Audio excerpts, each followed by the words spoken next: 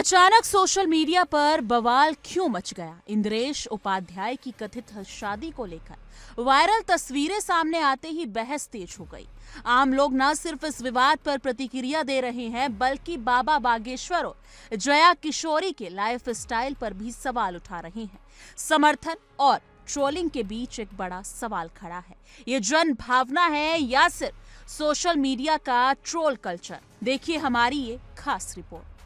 आज हम सीधी बात करेंगे उन ट्रोलर्स से कि अगर किसी की शादी है, किसी दो जनों की शादी हो रही है, आप उनकी जिंदगी के सबसे महत्वपूर्ण, सबसे खुशी वाले लम्हे को कैसे बिगाड़ते हैं ट्रोल करके। कहानियां कभी अकेली नहीं होती, वे अनेक दिशाओं से बहती हैं।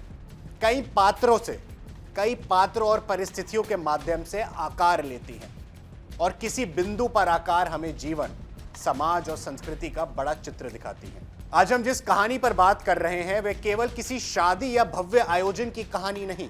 ये कहानी उस बदलते हुए आध्यात्मिक भारत की है जहां परंपरा, भव्यता, आधुनिकता और सोशल मीडिया की चमक एक साथ टकरा रहे हैं और कभी-कभी अजीब रूप से मिश्रित हो रहे हैं।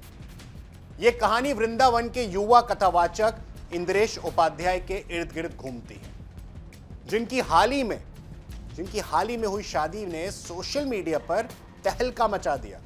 उनके भव्य उत्सव ने न केवल सोशल मीडिया पर उनके फैंस को बल्कि आलोचकों को भी बराबर उत्साहित और चौंका दिया।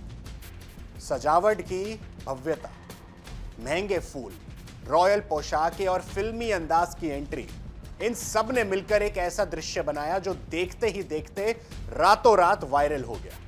लेकिन जैसे ही यह शादी चर्चा में आई, लोगों की नजर एक पुरानी वीडियो पर पड़ी। उस वीडियो में इंद्रेश उपाध्याय जी साधारण जीवन, विवाह के मूल उद्देश्य और अनावश्यक खर्चों से बचने की बात कर रहे हैं।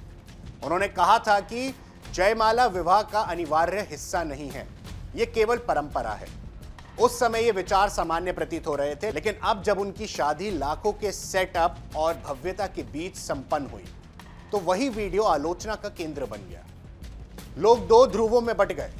एक तरफ वो लोग खड़े हैं जो मानते हैं कि गुरु का जीवन और उनके उपदेश में सामंजस्य होनी चाहिए। उनका कहना है कि यदि कोई व्यक्ति संयम, त्याग और सादगी की बातें करता है तो उसे स्वयं भी उसी जीवन शैली का पालन करना चाहिए। लेकिन दूसरी तरफ लोग खड़े हैं जो कहते हैं कि किसी भी गुरु को अपनी निजी इच्छाओं, पसंद और जीवन के खास क्षणों का आनंद लेने से कोई रोक नहीं सकता। सोशल मीडिया ने इस बहस को और तीव्र कर दिया है। हर पोस्ट, फोटो और वीडियो को तुरंत देखा जाता है और लोग बिना किसी जांच या सोच विचार के अपने निर्णय सुनाने लगते हैं। यही वजह है कि इंद्रेश उपाध्याय जी की शादी पर सवाल उठे, जबकि कई अन्य बड़े आयोजनों या भव्यताओं पर लोग केवल टिप्पणियां करते रहे। इस बहस में एक और नाम सामने आया, जय किशोरी। पूरे भारत में उन्हें उनकी सादगी, शांत स्वभाव, मर्यादित भाषा और संतुलित जीवन शैली के लिए जाना जाता है। उनके जीवन में किसी प्रकार की भव्यता नहीं दिखाई देती और उनकी कथाओं में सरलता और संतुलन स्पष्ट रूप से दिखाई देता है। इसलिए सब के सब इंद्रेश उपाध्याय जी की शादी पर विवाद हुआ। लोग उन्हें जय किशोरी के जीवन और शैली से तुलना करने लगे। मैं पूछना चाहता हूं ट्रोलर से कि कथावाचक क्या अपनी जिंदगी खुद तय नहीं कर सकते? अगर वो आज की पीढ़ी को, वो आज के लोगों को सिखा रहे हैं कि जीवन शैली कैसी होनी चाहिए, तो वो ये भी तो अपनी जिंदगी को एंजॉय कर सकते हैं, अपनी पर्सनल लाइफ को। ये तुलना केवल इसलिए हुई क्योंकि लोगों के मन में सादगी और गुरु, इन शब्दों का एक साथ जुड़ा हुआ एक मन में कंसेप्शन है। लेकिन भारत का आध्यात्मिक परिदृश्य केवल दो नामों तक सीमित नहीं है। इसी बहस में जुड़ता है एक और बड़ा नाम, बागेश्वर धाम सरकार, यानी बाबा धीरेन्द्र कृष्ण शास्त्री। उनकी कथाएं न केवल आध्यात्मिक हैं बल्कि सामाजिक, धार्मिक और कभी-कभी राजनीतिक भी होती हैं। लाखों लोग उनके प्रवचनों को सुनने के लिए दूर दूर से आते हैं। उनके विशाल आयोजनों की भव्यता भी लोगों को वही सवाल पूछने पर मजबूर करती है, क्या आध्यात्मिक गुरु की पहचान उसके संदेश से बनती है या उसके मंच की चमक और भव्यता से? जब हम इंद्रेश उपाध्याय जी की बात करें या जय किशोरी या फिर बागेश्वर धाम सरकार की, तो ये वो उदाहरणों को एक साथ देखें तो ये स्पष्ट होता है कि आज भारत में आध्यात्मिक यात्रा दो मोर्चों पर चल रही है। एक तरफ आस्था और दूसरी तरफ आकर्षण। भक्तों की अपेक्षाएं आज पहले से कई अधिक बढ़ चुकी हैं। सोशल मीडिया ने गुरु का निजी जीवन सार्वजनिक कर दिया है। अब गुरु केवल मंच पर नहीं, वे इंस्टाग्राम स्टोरीज पे, इंस्टाग्राम रील्स पे, यूट्यूब शॉर्ट्स पे वीडियोस और फोटोशूट्स के माध्यम से भी लोगों की निगाहें में रहते हैं। यही कारण है कि इंद्रेश उपाध्याय जी की शादी पर सवाल उठे, जबकि बागेश्वर धाम सरकार की भव्यता या जय किशोरी की सादगी स्वीकृत होती है। सवाल यह उठता है, क्या गुरु को हमेशा सादगी में जीना चाहिए? क्या उनके व्यक्तित्व जीवन की सुख और उत्सव उनकी आध्यात्मिकता को काम कर दे या कम कर दे?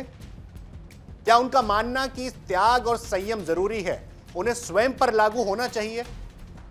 लोगों की अपेक्षा यही होती है कि यदि कोई व्यक्ति त्याग, संयम और सादगी की बातें करता तो उसे स्वयं भी उसी जीवन शैली का पालन करना चाहिए। लेकिन क्या यह अपेक्षा वास्तविक है? गुरु भी इंसान होते हैं, उनके जीवन में अपनी इच्छाएं होती हैं, उनके परिवार होते हैं और उनके जीवन के विशेष क्षण होते हैं। लेकिन जैसे ही कोई व्यक्ति समाज को मार्गदर्शन देने लगता है, उसकी हर हरकत आदर्श बन जाती है और समाज उसे निरीक्षण की निगाहों से देखता है।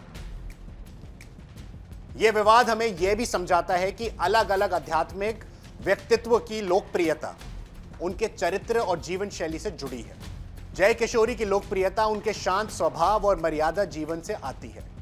बागेश्वर धाम सरकार की लोकप्रियता उनके मंच की ऊर्जा, जोश और चमत्कार केंद्रित कथाओं से आती है। इंद्रेश उपाध्याय जी की लोकप्रियता उनके भावुक और भक्ति भाव वाले प्रवचनों से आती है। इसलिए जब कोई अपने स्थापित चरित्र से बाहर आता है तो विवाद स्वाभाविक होता है। वायरल तस्वीरें, तेज प्रतिक्रियाएं और सोशल मीडिया पर चलती बहस, लेकिन असली सवाल अब भी कायम है। क्या ये सच में जनभावना है या फिर ट्रोल कल्चर का दबाव जो बिना पूरी सच्चाई जाने ही फैसला सुना रहा है? इस रिपोर्ट को लेकर आपकी क्या राय है? कमेंट सेक्शन में अपनी राय जरूर साझा कीजिएगा।